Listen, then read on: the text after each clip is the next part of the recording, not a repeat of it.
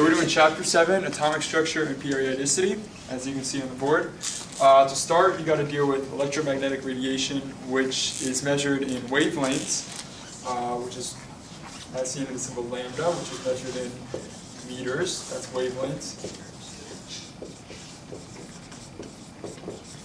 Okay. Then you got the speed of light, which is equal to 3.0 times 10 to the 8 meters per second. And then you got the frequency of the wave, F. Don't step too far. Or a fancy little V. I don't know why they do that. Yeah. Which is measured in hertz, I'm trying to think what I did. which is 1/seconds. Okay, now the different parts of the wave, you can see right here in our fancy little wave that we drew. You got the wavelength from each like identical point. So the top of this peak to the top of that peak is one wavelength. The amplitude is from like whatever the arbitrary line is that the wave is going across, from there to the crest or from there to the trough.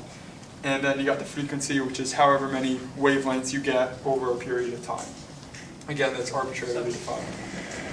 Next up, you got the Heisenberg uncertainty principle, which basically in a nutshell says that whatever you know about the position of electron, you don't know that much about the speed. So if you know a lot about where the electron is located with respect to the atom, you don't know how fast it's going, and vice versa. So if you know how fast it's going, you don't really know where exactly it is. And the formula for this is delta x times delta mv, which is less than h, which is Planck's constant, over 4 pi. This is the Heisenberg uncertainty principle.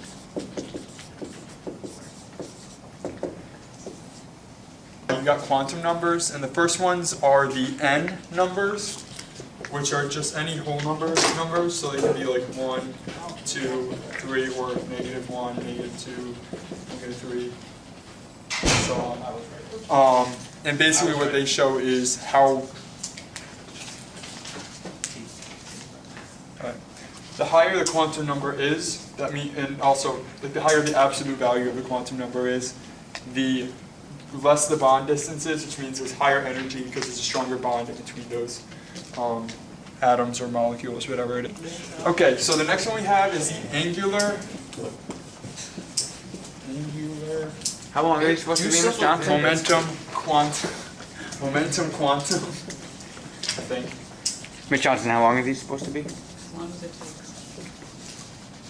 Number. And that is either from 0 to 1 and then so on. And they basically just they have a corresponding letter to them for some reason. So 0 is the s orbital, 1 is a p orbital, 2 is a d orbital, 3 is the f orbital, and then so on. So the next big thing is Max Planck and the quantum theory. And from this, there's just an important equation you should know. Delta E equals NHF. Okay, at this frequency. H is Planck's constant. H is equal to 6.626 times 10 to the -34 joules per second. That's something that's always going to be constant, Planck's constant, and you're going to use it a lot in formulas that involve waves or energy.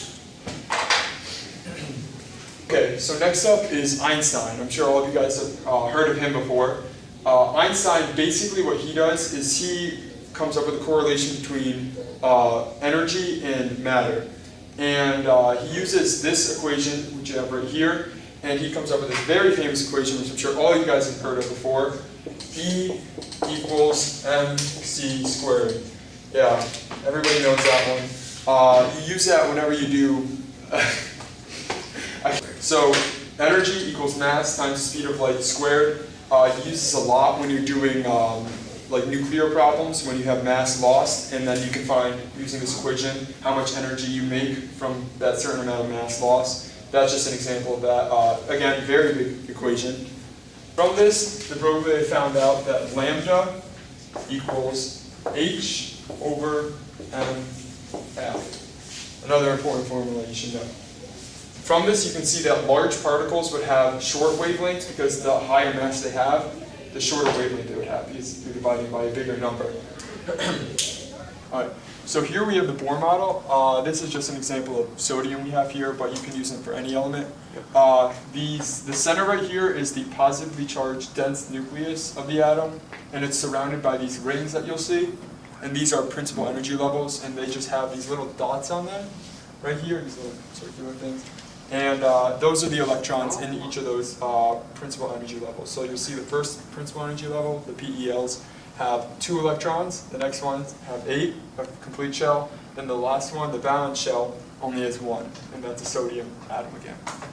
What we have nowadays is a quantum mechanical model, which does not have nice circular orbitals that you'll see in the older Bohr model.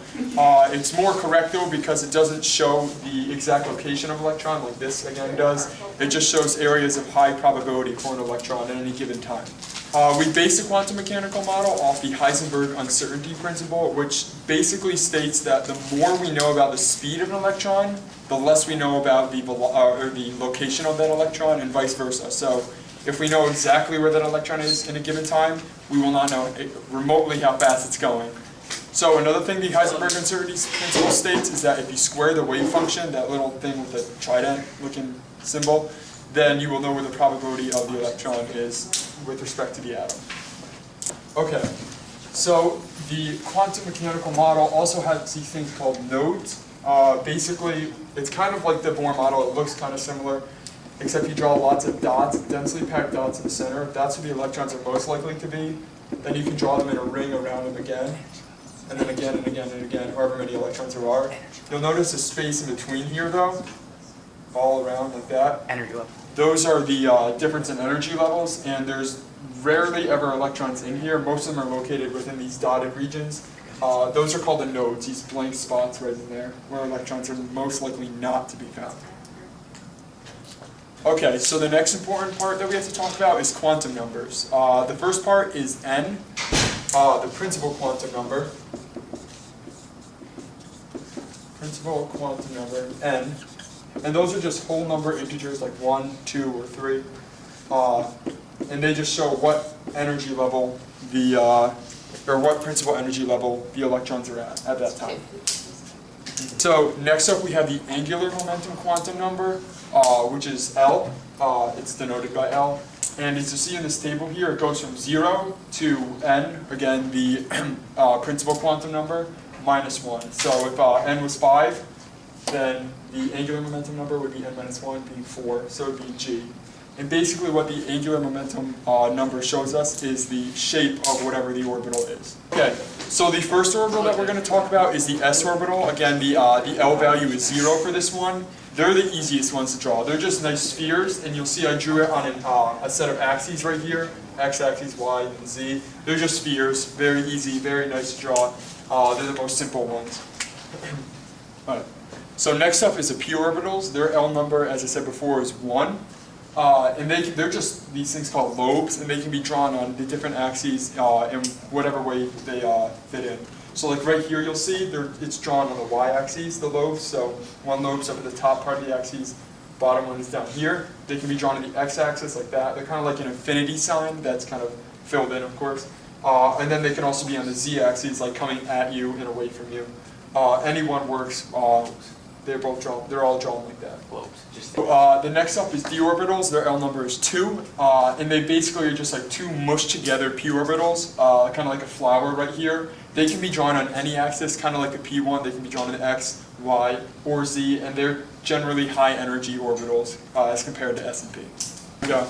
Okay, so the fifth example of a d orbital is a bit weird. It's not like the other flower-looking ones.